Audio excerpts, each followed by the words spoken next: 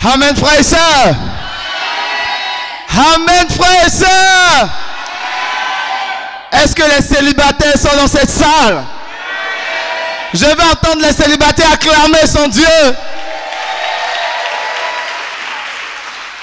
Frères et sœurs, c'est un privilège pour moi de me tenir à cette chaire et surtout de parler de la part de notre Dieu. Amen. Frère et sœur, est-ce que tu peux toucher ton frère à côté et dis-lui, Dieu va nous parler en ce jour. Tu vas savoir qu'est-ce que Dieu a pour toi. Amen. Donc, frère et sœur, je me nomme Amani Boris. Amen. Comme mon dirigeant l'a si bien dit, je suis dirigeant de la zone de Bingerville. Amen. Et c'est un honneur pour moi. Je veux vraiment remercier la classe dirigeante pour cette opportunité qu'il m'accorde de pouvoir partager la parole de Dieu au peuple de Dieu. Amen. Frères et sœurs, la Bible nous dit que là où est 2 ou 3 assemblés en son nom, il est présent. Et aujourd'hui, le thème de ce jour, c'est « Il sera un vase d'honneur ». Il sera un vase d'honneur. Frères et sœurs, ici, c'est conjugué au futur. Parce que Dieu croit qu'après ce message, tu seras un vase d'honneur. Parce que Dieu croit qu'après avoir entendu ces paroles, tu seras un vase d'honneur. Amen. Et frères et sœurs, ce thème est tiré de 2 Timothée, chapitre 2, le verset 21. Et suite à ce thème, nous avons 2 sous-thèmes qui seront traités, moi d'abord le premier, et ensuite qui sera traité par notre frère Raphaël. Je vais prêcher sur ce sous-thème qui est « Comment devenir un vase d'honneur ». Nous allons aller dans la Bible, en 2 Timothée, chapitre 2, le verset 21. La Bible nous dit ceci. À partir du verset 20, nous allons lire à partir du verset 20. Dans une grande maison, il n'y a pas seulement des vases d'argent, des vases d'or. Il y en a aussi de bois et de terre.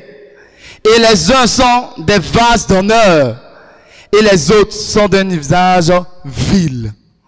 Si donc, quelqu'un se conserve pur en s'abstenant de ces choses, il sera un vase d'honneur, sanctifié et utile à son maître, propre à toute bonne œuvre. Amen, frères et sœurs. Frères et sœurs, le passage ici de 2 Timothée nous dit que dans une grande maison, amen, il y a plusieurs types de vases. Amen. Plusieurs types de vases ici, d'arbres d'or, en argent, en bois et en terre. Amen. Et donc tous ces types de vases sont dans la maison de Dieu. Frères et sœurs, tous ces types de vases sont dans la maison de Dieu. Amen. La question que j'ai pour toi, c'est quel vase tu deviens dans le royaume de Dieu? Je pense déjà que tu vas dire, moi je suis un vase d'honneur. Moi je suis un vase d'or. Tu vas dire, je suis un vase d'argent. Amen.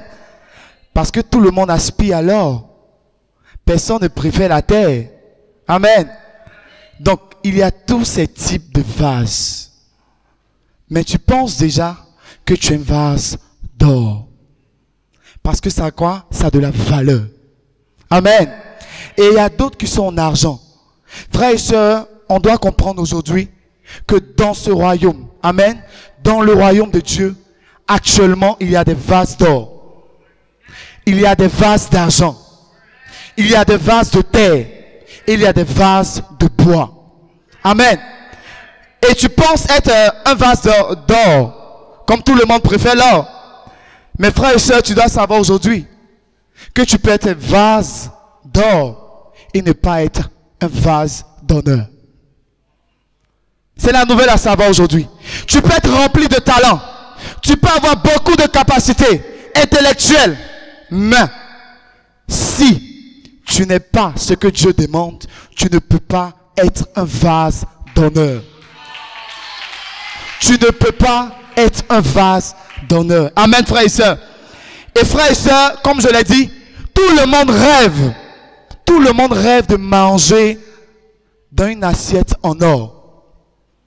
Mais qui rêve de manger dans une assiette en or sale? Parce que même si on te donne le meilleur repas et qu'on met dans une assiette sale en or, tu vas le refuser. Pourquoi? Parce qu'elle est souillée. Amen. Donc tu peux être un vase d'or rempli de capacité et être souillé en ce matin. Et tu n'es pas agréable à Dieu. En ce jour, la décision que Dieu attend venant de toi, c'est que tu décides de devenir un vase d'honneur dans sa maison. Amen. Et frères et sœurs, comme je l'ai dit, nous tous on rêve de manger dans une assiette propre. Amen. Même si cette assiette est faite de bois. Dans nos villages, bien sûr, il y a toujours des potiers qui peuvent taper une très belle assiette. Amen. En argile. Mais tu peux avoir envie plus de manger dans l'assiette en argile que l'assiette en or. Pourquoi? Parce que tu préfères qu'elle soit propre. Je préfère qu'elle soit propre. Amen. Notre Dieu aussi préfère lorsque les choses sont propres. Donc c'est lorsque tu seras propre que tu seras un vase d'honneur. On peut être disciple. Amen. On peut être disciple et chaque jour, on peut voir en toi toutes ces valeurs, toutes ces capacités. Amen.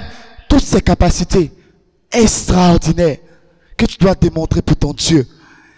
Mais souvent, on remarque que le disciple célibataire pense que Dieu va l'obliger à être un vase d'honneur.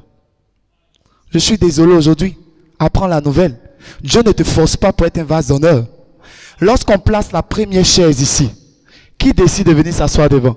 C'est la personne même. Sinon, les chaises sont placées. Donc, ce n'est pas Dieu qui va te forcer de venir prendre la place d'honneur. Mais c'est toi qui dois te forcer à prendre cette place d'honneur. Amen. À prendre cette place d'honneur. Frère et sœur, est-ce que tu veux être un vase qui n'est pas utile dans la main de ton maître?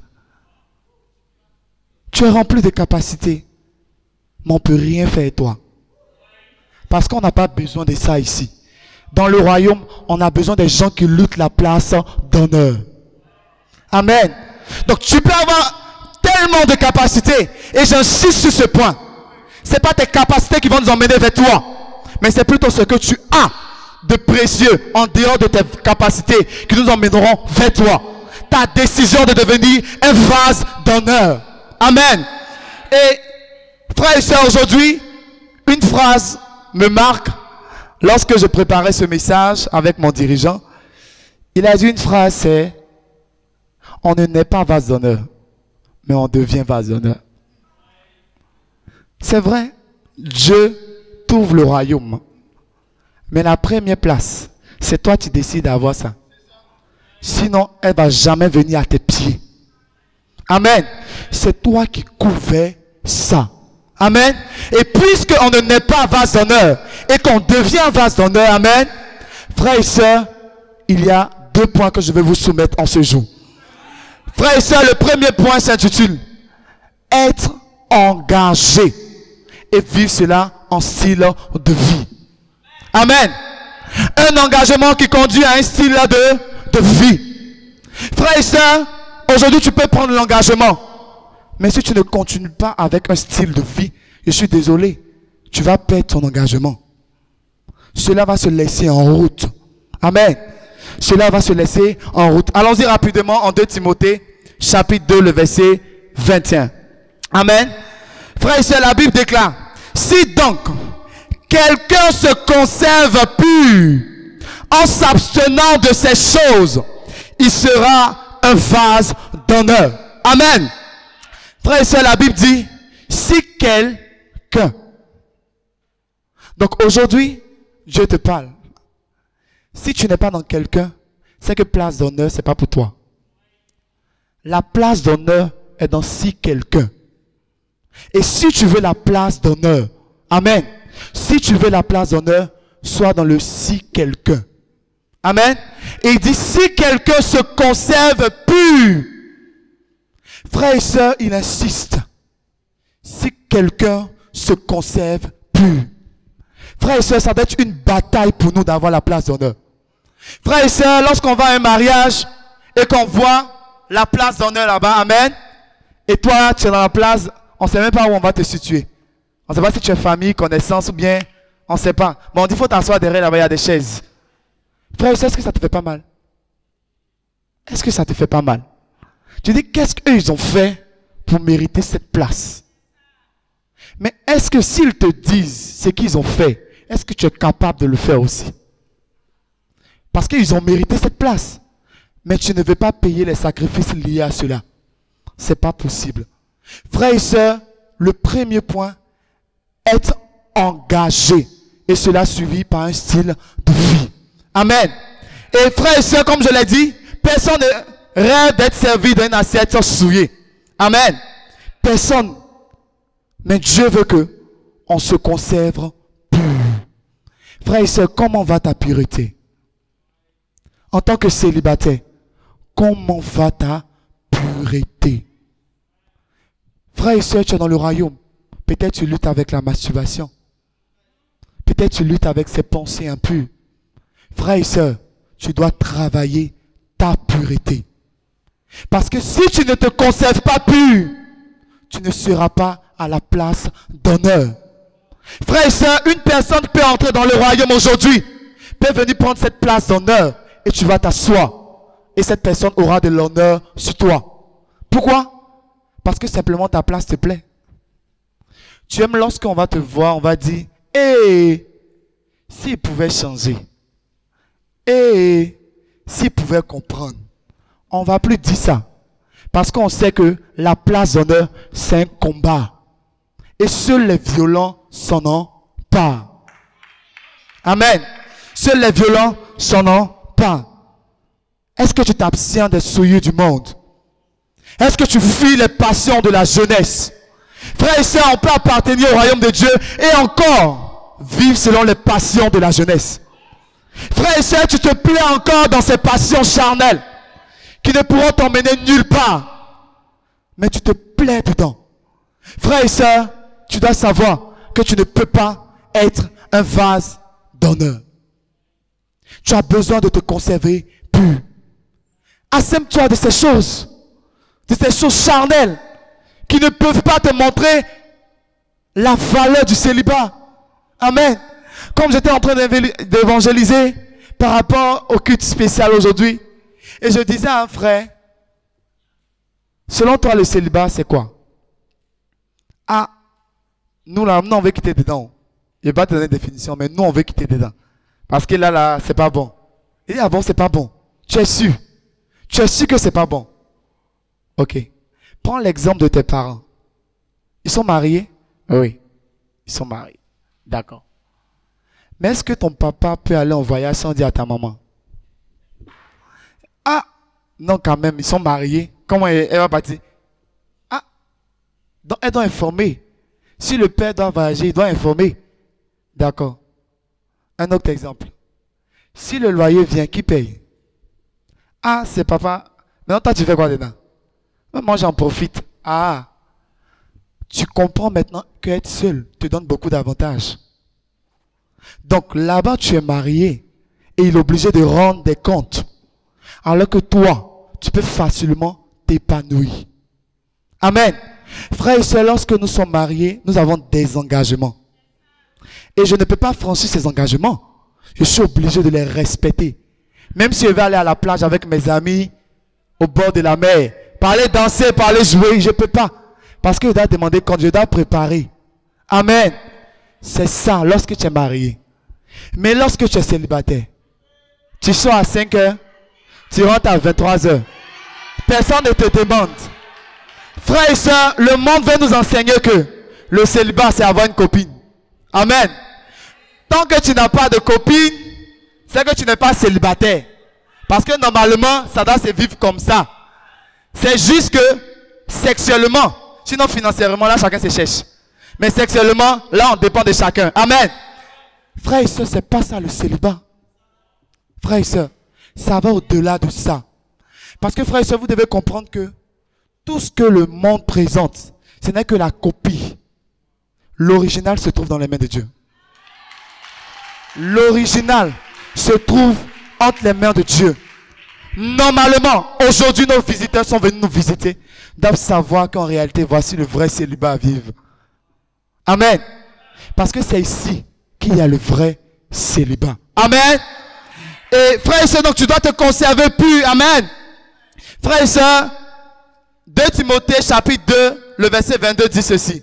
Fuyez les passions de la jeunesse et recherchez la justice, la foi, l'amour avec ceux qui invoquent le Seigneur d'un cœur pur. Amen. D'un cœur pur. Est-ce que tu recherches la justice de Dieu dans le monde? Parce qu'on peut entendre. Non, mais moi je suis dans le monde, je veux les gagner. Ah bon? Tu veux les gagner? Cherche d'abord la justice dans le royaume avec ceux qui invoquent le cœur pur, le Seigneur. Parce que tu ne peux pas aller chercher loin de là. Tu n'auras jamais la justice de Dieu. Parce que la justice de Dieu s'obtient lorsque tu es dans le royaume de Dieu. La vraie foi s'obtient lorsque tu es dans le royaume de Dieu. Amen. Frères et sœurs, lorsque je suis arrivé dans le royaume, frères et sœurs, j'ai appris beaucoup de choses. J'ai compris que j'étais vraiment religieux. Vraiment. Parce que quand je suis arrivé, que j'ai vu la démonstration de la foi, alors que ce que moi j'appelais foi, c'est pas la même chose. C'est pas la même chose. Où tu vis la foi et puis tu ne sais même pas devant qu'est-ce qui va passer. Tu marques en brouillard, mais tu avances. Ça, c'est dans le royaume de Dieu, j'ai connu ça. Frères et sœurs, toute ma vie religieuse, je n'ai jamais connu cette foi. Marcher sans voix devant, sans aucune garantie. Je ne sais pas où je vais, mais je sais que la voie, ça va tout droit. Mais je ne sais pas où ça arrive. Et tu marches seulement. Frères et sœurs, ça s'obtient seulement dans le royaume. Amen. Ça s'obtient seulement dans le royaume. Amen. Et la vraie paix. Frères et sœurs, moi j'avais confondu la paix. Tu peux vivre une vie de péché et ta conscience peut oublier cela. Mais ton cœur n'est pas tranquille. Tu sais qu'il y a quelque chose. Mais ta conscience, tu sens que quand tu as prié, Dieu t'a pardonné quoi. Mais ton cœur là, ça te dit quelque chose. Amen. La vraie paix. Tu dois comprendre que si tu es là et que tu as commis un péché que tu ne veux pas confesser, c'est pas parce que tu as oublié que Dieu a oublié aussi. Hein. Non. Hein. C'est lorsque je suis arrivé dans le royaume que j'ai compris ça. Que je peux oublier que j'ai fait ça. J'ai peur d'aller confesser. Mais c'est pas parce que tu ne sens plus, donc tu ris les frères, amen, amen. Que ça veut dire que Dieu a oublié. Dieu attend que tu viennes confesser. Avant qu'il va te pardonner. Et pour qu'il va te donner la vraie paix. Parce que si tu n'es pas dedans, il ne peut pas te donner la vraie paix. Tu peux te tromper à toi-même. Amen. Comme je l'ai dit, moi, ce n'est pas quelque chose qui me motive ici. La seule chose, c'est la croix. Je ne suis pas là pour plaire à quelqu'un. Pourquoi je vais payer tant de sacrifices pour quelqu'un? Il peut me donner quoi? C'est Jésus qui peut me donner tout. Quand on va te former, viens à l'église. Si ta motivation, c'est nous les hommes, vraiment tu resteras. Parce que la seule chose qui pourra nous arriver à bon port, c'est la croix. Amen. C'est la croix. Et c'est dans le royaume de Dieu qu'on peut avoir cette vraie paix. C'est dans le royaume de Dieu qu'on peut avoir cette vraie foi. Amen. Frères et sœurs, donc, premier point, c'est être engagé et suivi d'un style de vie. Amen. Frères et sœurs, nous allons passer au deuxième point. Amen. Frères et sœurs, notre deuxième point est intitulé. Amen. Être fidèle dans les choses excellentes et favorable à être un vase d'honneur. Amen. Être fidèle dans les choses excellentes et favorable à un vase d'honneur. Amen. Nous allons lire rapidement en Hébreux 6, verset 9. Hébreux 6, verset 9. Frère et sœurs, est-ce que tu es là? Hébreux 6, verset 9. La Bible nous dit ceci. quoique nous parlions ainsi, bien-aimés, nous attendons pour ce qui vous concerne des choses meilleures et favorables au salut. Amen. Frères et sœurs, si on te posait la question ce matin et on te demandait qu'est-ce qui peut favoriser à rester un vase d'honneur, qu'est-ce que tu vas répondre? L'absence au culte? Manque de formation? Sans vie de prière? Sans vie de jeûne? Et sans vie de méditation? Et surtout, la lecture de la Bible? Frères et sœurs, on doit comprendre aujourd'hui que les choses qui pourront nous emmener à rester un vase d'honneur, ce sont les choses que Dieu demande que nous ayons. Parce que ce n'est pas ce que toi tu penses qui restera. Ce n'est pas ce que toi tu penses qui te maintiendra vase d'honneur. C'est ce que Dieu te demande de faire. Amen. Donc souvent on peut croire que c'est nous, comment je vais le dire, on a la possibilité de faire comme on veut. Je suis un vase d'honneur, donc moi-même, voilà, je vais me conserver à ma manière. Ce n'est pas ta manière qui restera. Je suis désolé.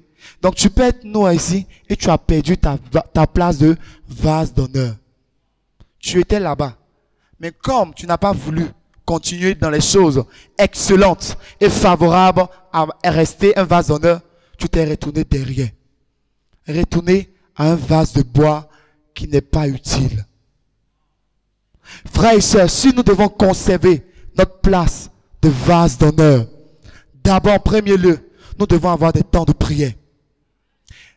Frères et sœurs, est-ce que tu as des temps de prière? Ou bien quand tu te réveilles, c'est merci Seigneur, Amen. Merci Seigneur, au revoir. Merci Seigneur, ma journée est longue, Amen. Frères et sœurs, c'est ça ton temps de prière? Ton temps de prière en 2 mots. C'est ça ton temps de prière. Où est passée ta reconnaissance? Où est passée ta reconnaissance? Frères et sœurs, on doit développer une vie de prière. Je ne demande pas de prier 1 minute. Frères et sœurs, je vous rends un témoignage. Amen. Frères et sœurs, quand je suis un disciple et que le royaume m'a appris à avoir ces temps-là, car c'est cela qui est ma relation avec Dieu. Frères et sœurs, au début, je priais. Mais Dieu a vu que je devais arriver à un autre niveau. Donc, au point où je me lève, je dis, je vais prier. C'est déjà calculé dans ma tête. Je vais prier tant. Quand je finis ça, je vais. Mais lorsque j'arrive, ce que j'avais prévu là, c'est laissé. C'est pour Dieu là qui reste. Frères et sœurs, j'avais prévu de faire 20 minutes. Mais quand j'arrive, c'est 1 heure et fait. Frères et sœurs, là, je suis obligé. Alors que ce n'est pas ça que Dieu t'attend. Parce que là, Dieu changeait pour me montrer quel est le vrai style de vie, de prière. Amen. Mes frères et sœurs, Dieu était en train de m'obliger à faire ça. Amen. Pour me montrer l'exemple. Mais ce n'est pas à ce stade qu'on doit arriver. Frères et sœurs, ça doit être volontaire. Ça doit être volontaire. Quand tu vas prier, tu dois te dire que c'est moi j'ai décidé d'être un vase d'honneur. Donc pour cela, mon temps de prière doit être excellent. Non pas copier sur une personne. Amen. Aussi le temps de jeûne. Frère et sœur, quelle était la dernière fois que tu as jeûné? Si on te posait la question, quelle était la dernière fois que tu as jeûné? Peut-être tu ne te rappelles pas du jour. Frère et sœur, tu dois te repentir. Amen. Frère et sœur, tu dois te repentir. Frère et sœur, il y a aussi les temps de formation. Amen. Frère et sœur, est-ce que tu vas à ta formation? Ou on te poursuit? Frère et sœur, est-ce que tu es formé en ce jour? Est-ce que tu es formé? Et tu viens, tu es à l'aise. Et tu te retournes, tu es à l'aise. Frère et sœur, tu ne nous fais pas du mal, mais tu te fais du mal. Parce que notre part sera de faire de toi un disciple et de continuer à t'enseigner. Mais la pratique, tout dépend de toi. Tout dépend de toi. Amen. Et frères et sœurs, pareil pour le temps de confession. Quelle était la dernière fois que tu as confessé tes péchés? quelle était la dernière fois? Ou bien ça, moi, je peux gérer. Je peux gérer ça. Je ne suis pas obligé de dire au formateur. Voilà. Je ne suis pas obligé. Moi-même, je peux demander pardon à Dieu et puis on régler ça. Je ne suis pas obligé d'aller lui dire. Mais tu fais mal. Tu fais mal. Frères et sœurs, comme nous, par exemple, nous n'avons pas l'habitude de nous confier aux gens. On acceptait que les gens venaient vers nous, mais on n'aimait pas s'ouvrir aux autres. Amen. Et frères et sœurs, ça a été une bataille pour moi dans le royaume de Dieu. Ça a été l'un de mes grands défis. Me confier à quelqu'un. Totalement. Je n'arrivais pas à le faire. Peut-être si je peux me confier à quelqu'un, mais c'est à moitié.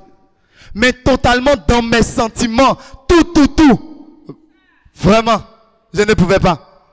Mais après tant de formation, après tant d'enseignement, frère et sœur, moi, j'ai pris la décision de tout dire. Parce que si je ne dis pas tout, je vais perdre cette place de vase d'honneur. Amen. Donc, frère et sœur, pour terminer, une question est posée. Lorsque tu deviens maintenant un vase d'honneur, parce que Dieu a confiance qu'aujourd'hui tu es devenu un vase d'honneur et que tu prends la décision de l'être, comment tu peux être utile entre les mains de ton maître? Je laisse la place à notre frère Raphaël pour un puissant message. Frère et sœur, Boris nous a excellemment montré que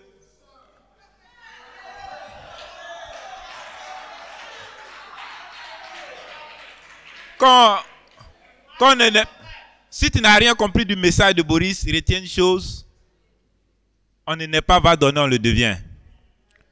Et si tu es disciple de Jésus, la nouvelle que tu dois savoir, c'est que tu es déjà un vase dans la maison de ton Père. Tu es déjà vase.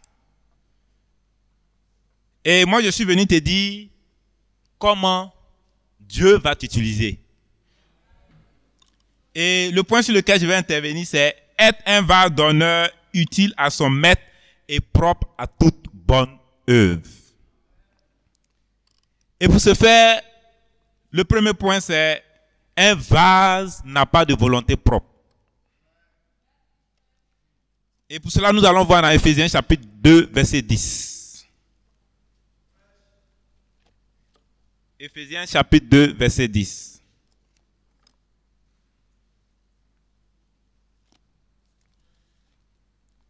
Il est écrit: car nous sommes son ouvrage, ayant été créés en Jésus-Christ pour de bonnes œuvres que Dieu a préparées d'avance afin que nous les pratiquions.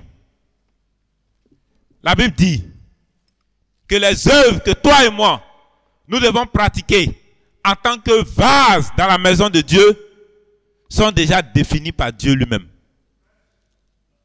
Donc tu ne vas pas venir créer autre chose à faire dans la maison de Dieu. Sinon, à quoi ça sert d'avoir un vase et de ne pas pouvoir l'utiliser? À quoi ça sert? Frères et sœurs, parce que tu es un vase dans la maison de Dieu, la volonté de Dieu devient ta volonté. Même en tant que vase d'honneur, tu n'as plus de volonté propre. La seule chose qui change lorsque tu deviens vase d'honneur, c'est la façon dont le propriétaire va t'utiliser. Mais l'œuvre ne change pas. Tu es appelé à faire quoi? Aller dans toutes les nations et faire des disciples. En tant que vase en bois, en or ou en argent, c'est la même mission. Mais c'est l'utilisation qui change lorsque tu deviens vase d'honneur. Frères et sœurs, il est bon de pouvoir affirmer que moi je suis vase d'honneur ou je suis vase de tel ou tel niveau. Mais ce sont nos œuvres qui le démontrent. Est-ce que tu es un vase qui te laisse utiliser facilement par le propriétaire? Ou bien tu dictes la manière dont tu veux que les choses soient? Est-ce que toi tu dis que selon moi, je pense que normalement, on doit faire de telle ou telle façon.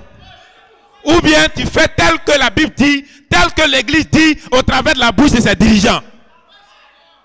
Frères et sœurs, un vase, à moins que tu ne sois plus vase.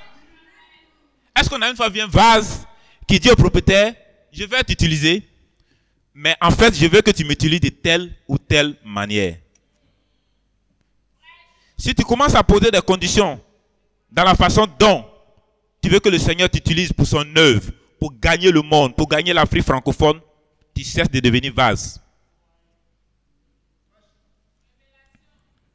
Et je voudrais nous inviter à des vases. Des vases utiles pour faire l'œuvre que le Seigneur nous a confiée. Des célibataires vases utiles à faire l'œuvre que Christ nous a confiée. Amen. Et le deuxième point sur lequel je voudrais intervenir, un célibataire qui a une odeur de vie et qui donne la vie. Lorsque tu as un vase, ça peut être utilisé. Mais utilisé dans quel but? Utilisé pour donner la vie. Parce que toi-même, en tant que vase donneur, tu as la vie en toi. Je n'ai jamais vu quelqu'un acheter un vase sans que ça ne serve à rien. Si tu es vase, la question que tu dois te poser tout de suite, c'est qu'est-ce que j'apporte à la maison de Dieu? À quoi je sers dans l'église de Dieu? À quoi je sers dans l'église d'Abidjan? Quelle est ma contribution dans l'œuvre que Christ nous a confiée en tant que disciple de Jésus-Christ? 2 Corinthiens chapitre 2, versets 14 à 17.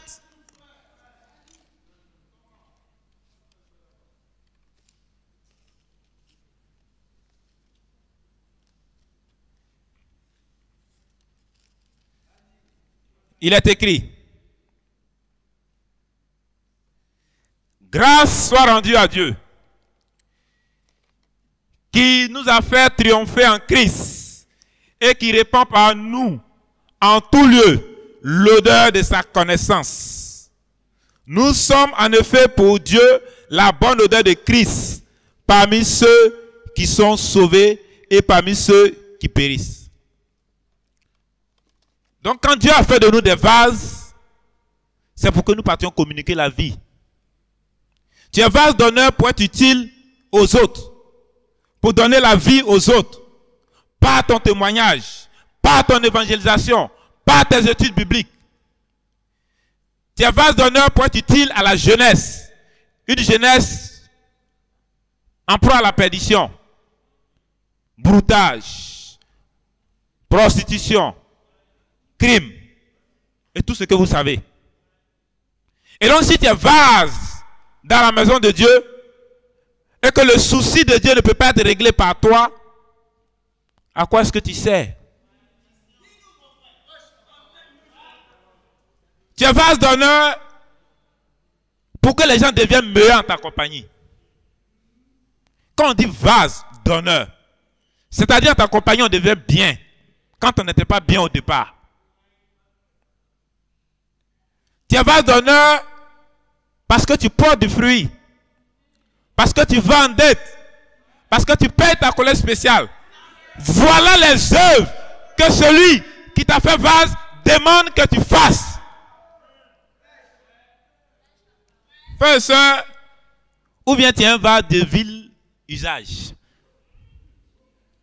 Parce que quand on dit formation manquée, c'est à toi on pense.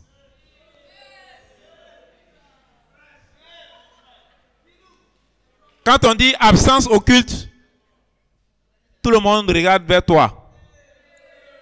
Au point où, le jour où tu es présent, ça devient un événement.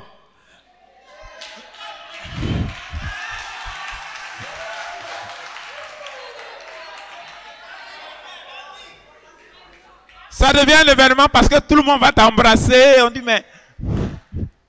Non. C'est ton absence qui doit être un événement. Je me rappelle que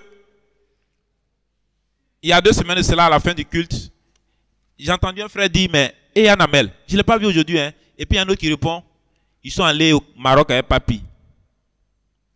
vous avez vu que l'absence du frère a été remarquée parce que c'est pas son habitude, c'est pas quelque chose d'ordinaire. Frères et sœurs, un vase d'honneur doit être remarqué de cette façon-là. Mais pour toi, quels sont les points sur lesquels on te remarque? Quels sont les points sur lesquels on te remarque? Mais la bonne nouvelle, comme Boris nous l'a annoncé tout à l'heure, on peut devenir vase d'honneur. C'est la bonne nouvelle dans ce message. Et de la même façon aussi, on peut être vase d'honneur et devenir vase de vil usage. Parce que le processus pour devenir vase d'honneur, le processus contraire fait que tu deviens vase de vil usage.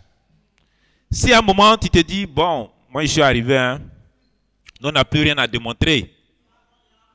Dans la région de l'Ouest, j'ai fait un tiers des baptêmes là-bas, hein, et nous demander, c'est grâce à nous. Frères et sœurs, la Bible dit, celui qui pense être debout, qui prend garde ne pas tomber. Si tu penses être vase d'honneur, prends garde de le rester. Parce que tu peux être vase d'honneur aujourd'hui et devenir vase de vil usage si tu ne fais pas les œuvres pour lesquelles ton Père t'a appelé.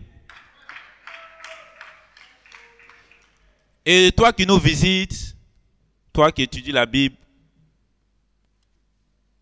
peut-être que dans le monde, les hommes t'ont utilisé. Parfois, tu as pleuré et tu t'es laissé utiliser de nouveau. Peut-être que dans ton lieu de travail, malgré toutes tes compétences, malgré tous tes talents, les gens n'arrivent pas à t'apprécier à ta juste valeur. Les gens n'arrivent pas à te donner le rang que tu mérites.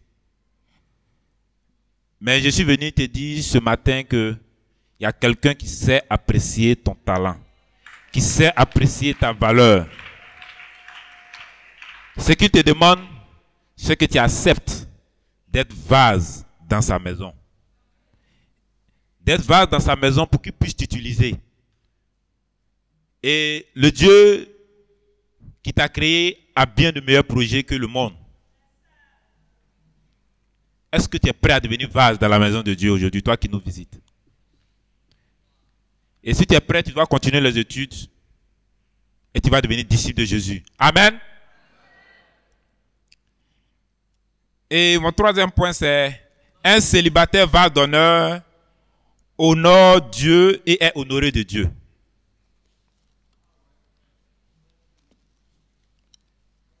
Et nous allons lire Ésaïe 32, verset 8. Il est écrit: mais celui qui est noble forme de nobles desseins, et il persévère dans ses nobles desseins. Donc si tu es un vase d'honneur, tes ambitions ne sont que des ambitions nobles. Tu es ici, disciple de Jésus. Quel est le rêve que tu as pour l'église d'Abidjan d'abord même? Quel est le rêve que tu as pour l'église de l'Afrique francophone? Et quel est le rêve que tu as pour l'église de Dieu à travers le monde?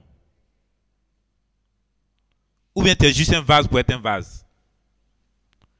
La Bible dit que on est vase pour être utile au propriétaire, pour faire de bonnes œuvres.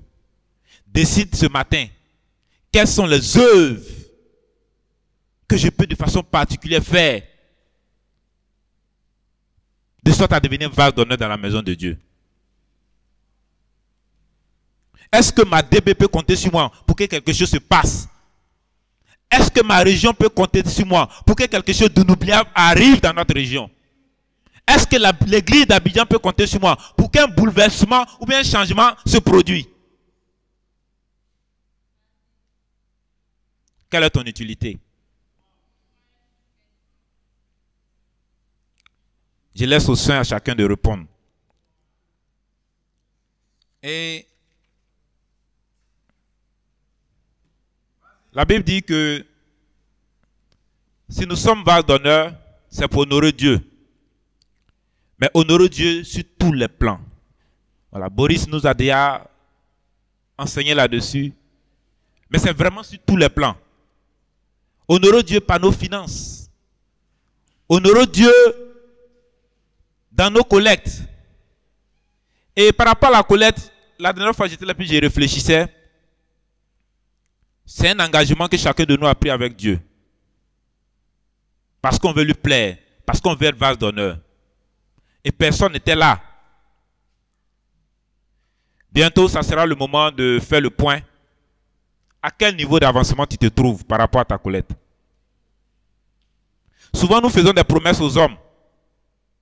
Et puis, on ne les respecte pas. Comment on se sent? Et comment les personnes se sentent? Chacun de nous a fait sa promesse à Dieu. On a dit, Dieu, moi, Raphaël, je te donne tel montant. Dieu a applaudi, lui et ses anges, en haut là-bas. Le 5 juin, il attend. Frères et sœurs, c'est là aussi une marque d'un vase d'honneur qui veut honorer Dieu en tout. En tout et vraiment en tout. Et si nous le faisons de cette façon, Dieu nous récompense. Et il est dit en 1 Samuel chapitre 2. 1 Samuel chapitre 2.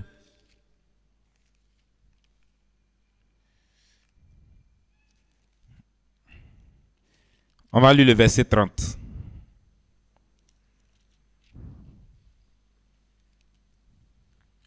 C'est pourquoi voici ce que dit l'Éternel, le Dieu d'Israël.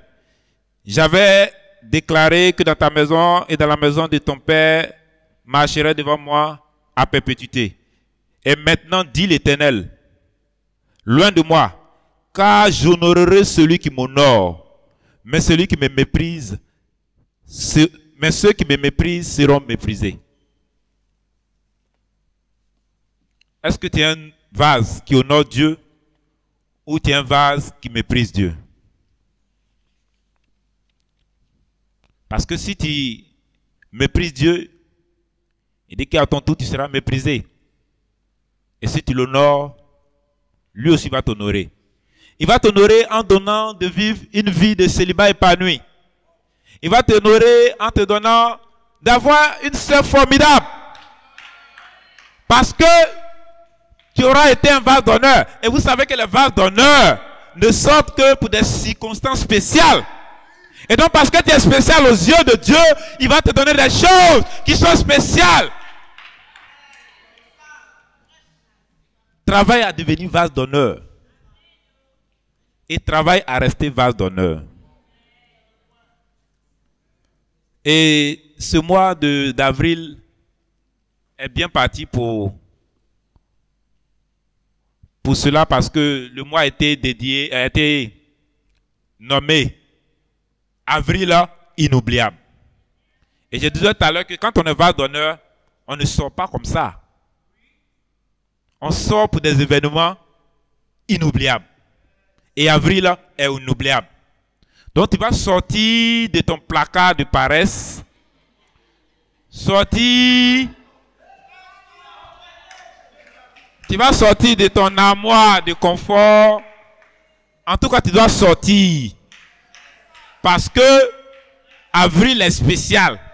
Et si tu es vraiment vase, à moins que tu ne sois pas vase d'honneur, si tu es vraiment vase d'honneur, tu vas sortir. Et moi, je voulais terminer en rendant grâce à Dieu. Parce que, Boris l'a dit tout à l'heure, être vase d'honneur, ce n'est pas seulement les talents, les capacités intellectuelles, tout ce que Dieu nous a donné. C'est qu'est-ce qu'on fait pour que l'œuvre que Christ nous a donnée avance. Moi, j'ai laissé une carrière de professeur en CAFOP. Et si je suis là, ce n'est pas juste pour être un vase. Parce qu'on ne peut pas avoir laissé le monde. On ne peut pas avoir laissé beaucoup d'autres, faire des sacrifices pour venir être juste un vase. On ne peut pas posséder tant de talents que le monde utilise. On ne peut pas avoir tant de capacités que le monde utilise et ne rien apporter à la maison de Dieu. Tu as tout ça pour que tu sois vase d'honneur et que Dieu nous bénisse.